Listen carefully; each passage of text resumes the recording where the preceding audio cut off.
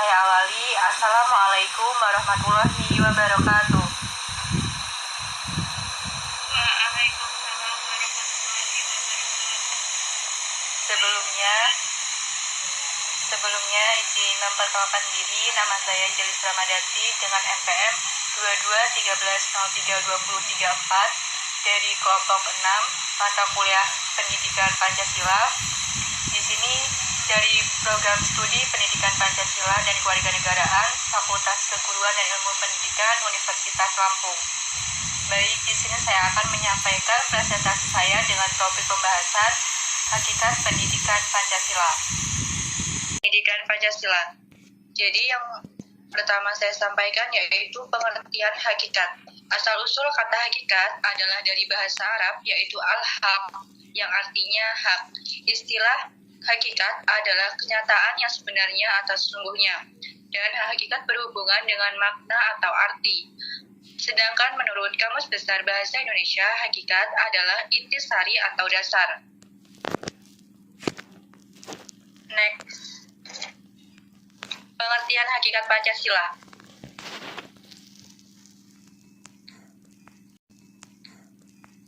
Pengertian hakikat Pancasila adalah sesuatu yang terkandung dalam nilai-nilai yang terdapat pada Pancasila yang harus dijadikan sebab sehingga dijadikan sebagai dasar negara. Menurut Noto Negoro, hakikat atau substansi dibagi menjadi 3 macam, yaitu yang pertama, hakikat abstrak, atau yang disebut hakikat jenis atau hakikat umum, yang memiliki unsur-unsur yang sama, tetap, dan tidak berubah. Yang kedua yaitu hakikat pribadi, yaitu unsur-unsur yang tetap yang menyebabkan segala sesuatu yang bersangkutan tetap dalam diri pribadi. Yang ketiga, hakikat konkret, yaitu yang secara nyata dan jelas. Hakikat konkret sebagai pedoman praktis dalam kehidupan berbangsa dan negara Indonesia. Next. Tujuan pendidikan Pancasila. Tujuan pendidikan Pancasila dapat membentuk warga negara yang baik dan paham akan hak dan kewajibannya sebagai warga negara serta memiliki rasa cinta dan nasionalisme terhadap negara Indonesia. Pancasila merupakan dasar falsafah dan ideologi negara yang diharapkan dapat menjadi pandangan hidup bangsa Indonesia sebagai 3 fungsi pokok Pancasila sebagai pandangan hidup dalam kehidupan bernegara. Yang pertama, mempererat bangsa Indonesia, memelihara dan mengukuhkan persatuan dan kesatuan.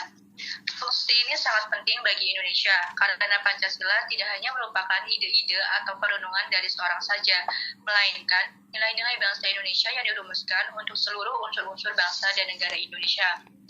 Yang kedua, membimbing dan mengarahkan bangsa menuju tujuannya. Pancasila menjadi cita-cita bangsa Indonesia, sekaligus menjadi sumber motivasi dan tekad perjuangan mencapai pembangunan nasional melalui pengamalan Pancasila. Yang ketiga, menyoroti kenyataan yang ada dan mengkritisi upaya perwujudan cita-cita yang terkandung dalam Pancasila. Pancasila menjadi ukuran untuk melakukan kritik mengenai keadaan bangsa dan negara Indonesia. Next.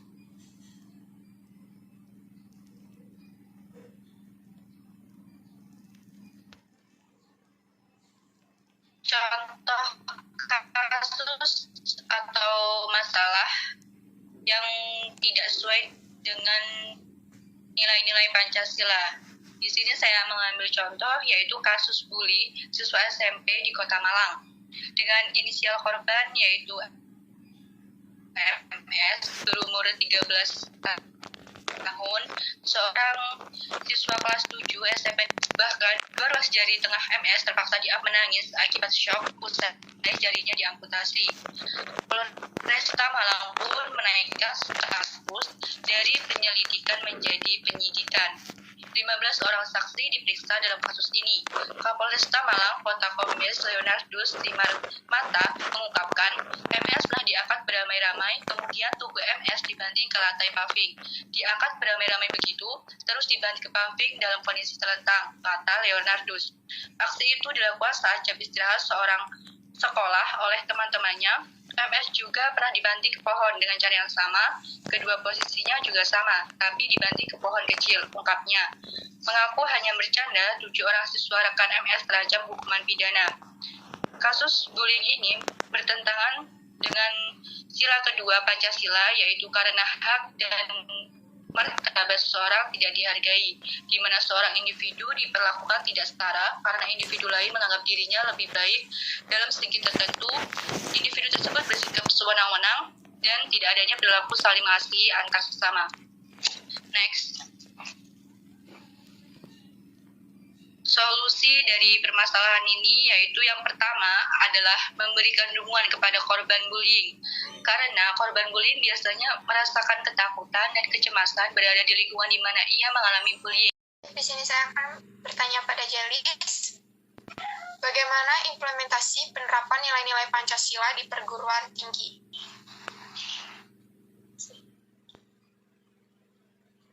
Baik, terima kasih pertanyaannya Nilu.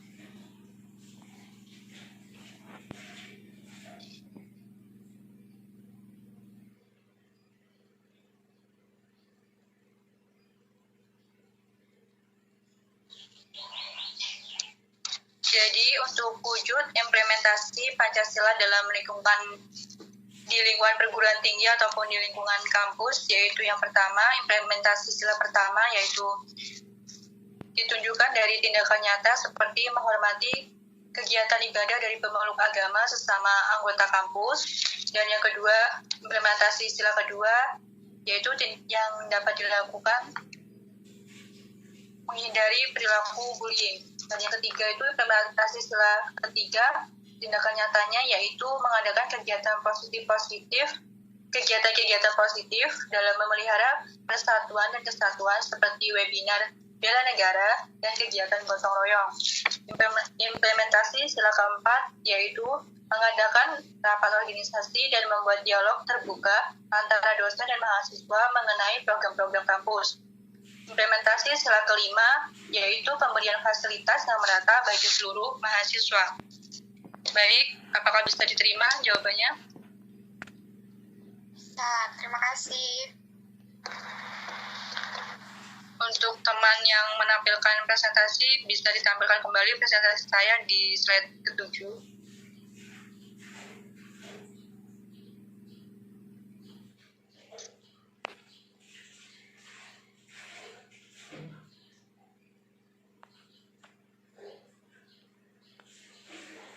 Jadi untuk kesimpulan dari masalah bullying ini merupakan tindakan yang disengaja maupun tidak disengaja, tetapi dengan jelas menyebabkan ketidaknyamanan, penghinaan, kerugian, kejahatan, dan penderitaan bagi korban yang dapat menyebabkan lingkungan bekerja yang tidak menyenangkan, di mana korban sama sekali tidak menginginkan perlakuan tersebut.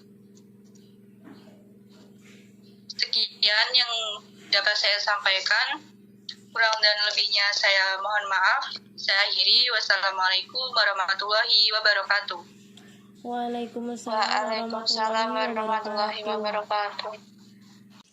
Materi selanjutnya akan disampaikan oleh Dwita Fitri Wulandari.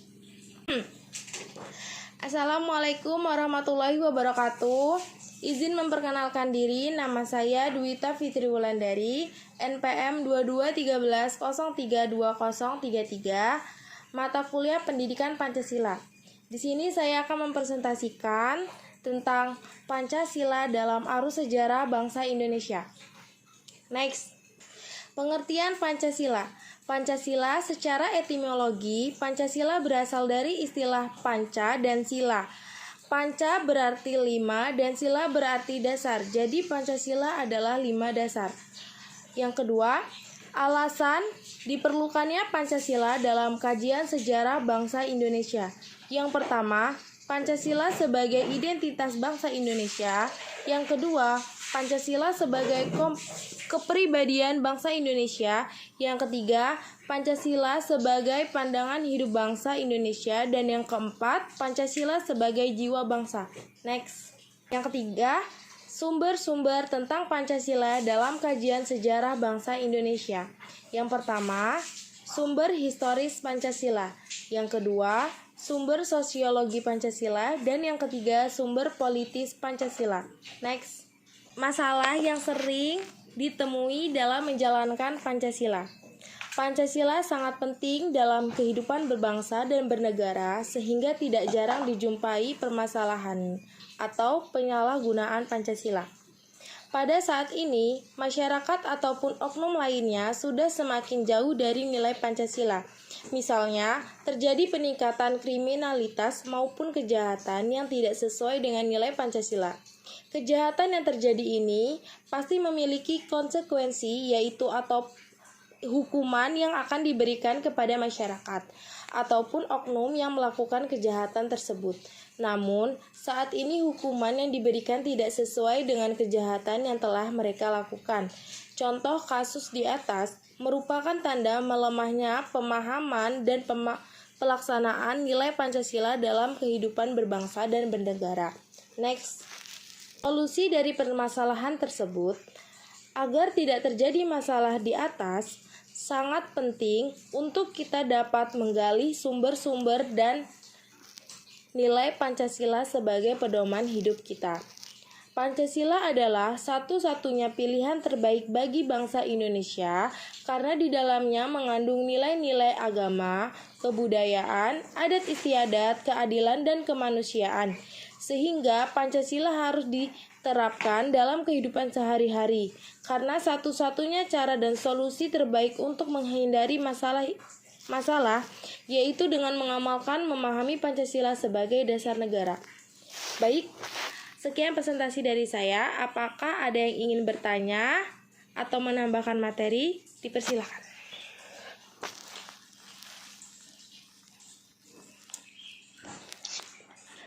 Izin menambahkan Baik, Jelis dipersilakan. solusi dari permasalahan Wulan, yaitu menurut saya perlu adanya penegakan hukum yang lebih kuat terhadap hal-hal yang tidak sejalan dengan nilai-nilai Pancasila.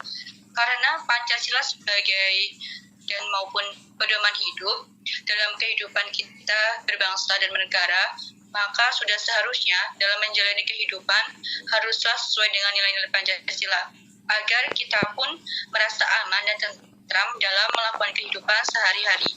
Baik, terima kasih untuk Jali telah menambahkan materi. Dan sekian presentasi dari saya. Jika ada kesalahan, saya mohon maaf. Saya akhiri. Wassalamualaikum warahmatullahi wabarakatuh. Baik, Assalamualaikum warahmatullahi wabarakatuh. Waalaikumsalam warahmatullahi wabarakatuh. Sebelumnya izin memperkenalkan diri, nama saya Rahma Isnawati dengan NPM 2213032020 akan mempresentasikan tentang Pancasila dalam arus sejarah bangsa Indonesia. Konsep dan urgensi Pancasila dalam arus sejarah bangsa Indonesia dalam periode pengusulan Pancasila terbagi menjadi 3, yaitu proses perumusan Pancasila, periode perumusan Pancasila, dan periode pengesahan Pancasila. Alasan diperlukannya Pancasila dalam kajian sejarah bangsa Indonesia terbagi menjadi 5, yaitu Pancasila sebagai identitas bangsa Indonesia, Pancasila sebagai kepribadian bangsa Indonesia, sebagai pandangan hidup bangsa Indonesia, dan sebagai jiwa bangsa, serta sebagai perjanjian luhur. Yang berikutnya, sumber historis, sosiologis, politis tentang Pancasila dalam kajian sejarah bangsa Indonesia. Yang pertama, sumber historis Pancasila. Nilai-nilai Pancasila sudah ada di dalam adat istiadat, kebudayaan, dan agama yang berkembang dalam kehidupan berbangsa Indonesia sejak zaman kerajaan dahulu, misalnya sila ketuhanan. Meskipun dalam praktik pemujaan yang beraneka ragam, tetapi pengakuan tentang adanya Tuhan sudah diakui. Yang kedua, sumber sosiologis Pancasila. Salah satu nilai yang dapat ditemukan dalam masyarakat sejak zaman dahulu hingga sekarang adalah nilai gotong royong. Yang terakhir, sumber politis Pancasila. Selanjutnya, argumen tentang dinamika Pancasila dalam kajian sejarah bangsa Indonesia. Dinamika Pancasila dalam sejarah bangsa Indonesia memperlihatkan adanya pasang surut dalam pemahaman dan pelaksanaan nilai-nilai Pancasila. Misalnya, Nasakom lebih populer daripada Pancasila. Contoh peristiwa sejarah pada masa zaman dahulu adalah peristiwa Rengas Dengklok. Terjadi akibat perbedaan antara golongan tua dengan golongan muda menjelang proklamasi kemerdekaan Indonesia. Golongan muda yang dipimpin oleh Khairul Saleh menginginkan Soekarno dan Hatta segera mengumumkan kemerdekaan Indonesia melalui proklamasi. Akan tetapi, keinginan dari golongan muda mendapat tentangan dari golongan tua yang dipimpin oleh Soekarno. Golongan tua berpendapat bahwa proklamasi akan diputuskan melalui sidang PPKI. Dapat disimpulkan dari peristiwa tersebut, kita sebagai seorang pelajar harus berpikir terbuka dengan menerima seluruh perbedaan, kritik, dan saran masyarakat meskipun dalam keadaan terdesak, serta mampu menghadapi setiap permasalahan supaya membantu dalam menghadapi permasalahan dalam kehidupan sehari-hari. Serta dengan adanya peristiwa penculikan Soekarno-Hatta ke Rengas Dengklok ini membawa pengaruh besar terhadap perkembangan bangsa Indonesia. Jika para golongan muda tidak lekas menculik golongan tua, proklamasi tidak bisa dikumandangkan secepat itu. Sekian, terima kasih. Sekian presentasi yang dapat saya sampaikan. Jika ada teman yang ingin dipertanyakan, dipersilahkan. Saya ingin bertanya. Ya, silakan.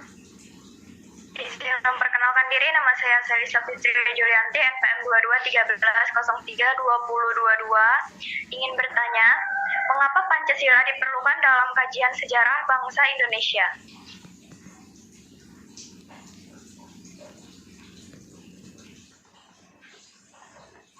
Baik, izin menjawab pertanyaan dari Seli.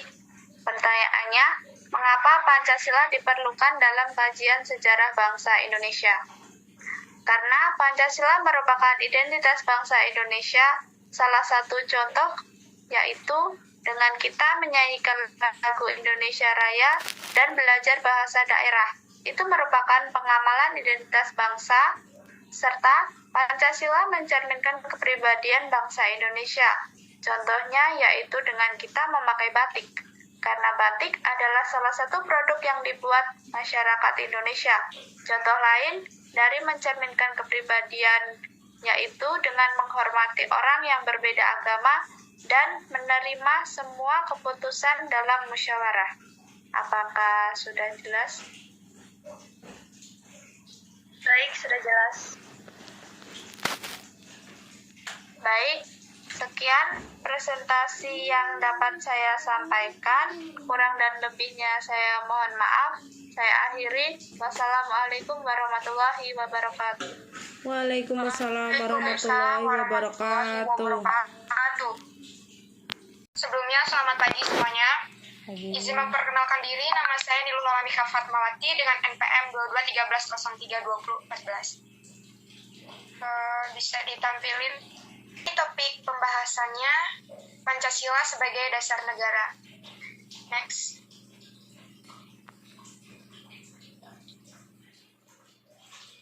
Dasar negara secara luas, makna Pancasila sebagai dasar negara adalah Pancasila digunakan sebagai dasar oleh negara dalam mengatur pemerintahan dan menyelenggarakan negara.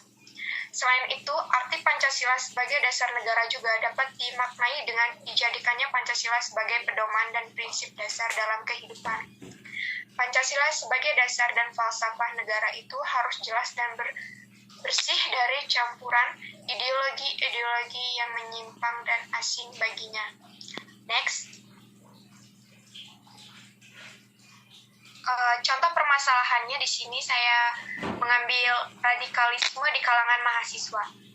Radikalisme itu suatu perubahan atau pembaruan sosial dan politik dengan cara kekerasan. Contohnya itu melakukan postingan, menulis narasi-narasi yang kemudian mereka yang kemudian mereka sebar ke teman-temannya. Hal tersebut dapat menjadi potensi timbulnya radikalisme di lingkungan kampus. Setelah itu, modus baru radikalisme di kampus berupa propaganda, yaitu penyebarluasan informasi terkait kegiatan maupun rekrutmen kelompok radikal. Faktor penyebab munculnya paham radikalisme di kalangan mahasiswa itu berada pada usia yang selalu melakukan perubahan. Terbuka informasi melalui internet membuat paham radikal menyebar dengan pesat, belum memiliki konsep diri yang jelas. Selanjutnya, radikalisme melanggar fungsi Pancasila sebagai dasar negara, karena dasar negara atau ideologi bangsa Indonesia hanyalah Pancasila, bukan ideologi radikal. Solusi dari permasalahan ini yaitu memperkuat dalam menanamkan nilai-nilai Pancasila di kehidupan sehari-hari, menyeleksi organisasi yang akan diikuti, teguh pendirian sehingga tidak mudah didoktrin, menjadi mahasiswa yang mampu berpikir kritis.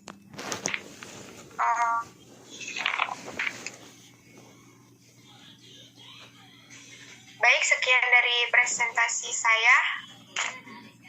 Ada yang mau menambahkan atau bertanya? Ya, Anda menjadi sasaran radikalisme. Terima kasih. Langsung menjawab pertanyaannya. Karena mereka yang baru mendalami agama, lalu faktor lainnya karena sifat ini menunjukkan eksistensi diri. Begitu. Bisa diterima? Bisa, Lola. Terima kasih. Assalamualaikum warahmatullahi wabarakatuh. Nama saya Seli Safitri Julianti dari kelas PPKN 1A NPM 2213032022. Di sini saya akan menjelaskan materi Pancasila sebagai dasar negara. Latar belakang lahirnya Pancasila sebagai dasar negara. Konsep Pancasila sebagai dasar negara diajukan oleh Insinyur Soekarno dalam pidatonya pada hari terakhir sidang pertama BPUPKI tanggal 1 Juni 1945, yang isinya untuk menjadikan Pancasila sebagai dasar negara. Pancasila juga digunakan sebagai dasar untuk mengatur pemerintahan negara dan mengatur penyelenggaraan aparatur negara sesuai dengan pembukaan Undang-Undang Dasar 1945. Makna Pancasila sebagai dasar negara yang pertama yaitu Pancasila menjadi sumber hukum tertinggi yang mengatur kehidupan negara dan masyarakat Indonesia. Yang kedua, Pancasila berperan sebagai landasan dan dasar bagi pelaksanaan pemerintah. Yang ketiga, Pancasila sebagai kaidah negara bersifat mengikat dan memaksa. Contoh kasus penyimpangan Pancasila sebagai dasar negara yaitu gerakan radikal kelompok tertentu yang mengatasnamakan agama, tidak ada sikap toleransi pada sesama, fanatisme yang bersifat anarkis, pembunuhan, dan lain-lain. Contoh kasusnya, belakangan ini masyarakat Indonesia dihebohkan dengan terjadinya bom bunuh diri di Surabaya, Jawa Timur. Ledakan bom ini terjadi di 3 gereja dan beberapa hari kemudian, ledakan kembali terjadi di area kantor polisi yang menyebabkan beberapa korban jiwa. Korban jiwa tersebut diantaranya beberapa masyarakat dan juga pelaku bom itu sendiri. Amak News Regency melaporkan, kelompok ISIS bertanggung jawab atas 3 bom bunuh diri di gereja Surabaya, Indonesia. Amak News merupakan kantor berita ISIS yang ada di Indonesia. Hingga 24 Mei 2018, sudah ada 74 terduga teroris yang ditangkap Densus 88 usai terjadi tragedi bom di 3 gereja Surabaya tersebut. Para terduga teroris ditangkap di sejumlah wilayah, 14 orang diantaranya meninggal dunia. Perlakuan terorisme sendiri jelas sangat menyimpang beberapa nilai-nilai Pancasila sebagai dasar negara. Salah satunya sila pertama yang berbunyi ketuhanan yang Maha Esa. Selain sila pertama, terorisme tersebut juga menyimpang pada sila kedua dan ketiga. Terorisme di Indonesia sendiri dapat disebabkan karena kurangnya akan pemahaman nilai-nilai Pancasila yang sesungguhnya. Dari kasus bom bunuh diri tersebut dikatakan bahwa alasan pelaku melakukan bom bunuh diri yaitu jihad. Hal tersebut sangat menyimpang nilai sila pertama tentang ketuhanan yang Maha Esa, yang mana menghilangkan nyawa seseorang walau alasannya adalah berjihad. Solusi. Menurut saya, solusi yang dapat dilakukan untuk menangani kasus ini dapat berupa tindakan yang dilakukan oleh pemerintah. Di antaranya yaitu melakukan pemberantasan terhadap pelaku-pelaku terorisme secara cepat, melakukan sosialisasi kepada masyarakat tentang aksi terorisme maupun pencegahan terhadap aksi terorisme, dan juga pengamanan dari aparat negara lebih diperketat lagi untuk menghindari terjadinya korban jiwa. Banyaknya kasus bom yang terjadi menunjukkan kegagalan pemerintah dalam menjaga kerukunan umat beragama yang notabene Indonesia terdiri dari beragam agama. Selain itu, masyarakat juga harus turut serta berperan dalam menangani kasus bom ini. Langkah-langkah yang dapat diambil diantaranya yaitu tidak mengikuti perkumpulan-perkumpulan yang menjurus kepada ISIS, jangan mau jika diajak oleh seseorang untuk masuk ke dalam kelompok agama yang belum jelas, mempelajari tentang ciri-ciri ajakan kelompok ISIS agar kita tidak terjebak ke dalamnya, dan juga menyaring informasi terlebih dahulu jika mendapat pesan yang mencurigakan dengan melihat situs resmi dari akun atau situs pemerintah. Dan yang terakhir yaitu jangan terhasut oleh ajakan orang lain. Ya, presentasi dari saya. Jika ada yang ingin menambahkan atau bertanya, dipersilakan. Jelaskan apa yang akan terjadi jika Pancasila tidak dijadikan sebagai dasar negara Indonesia.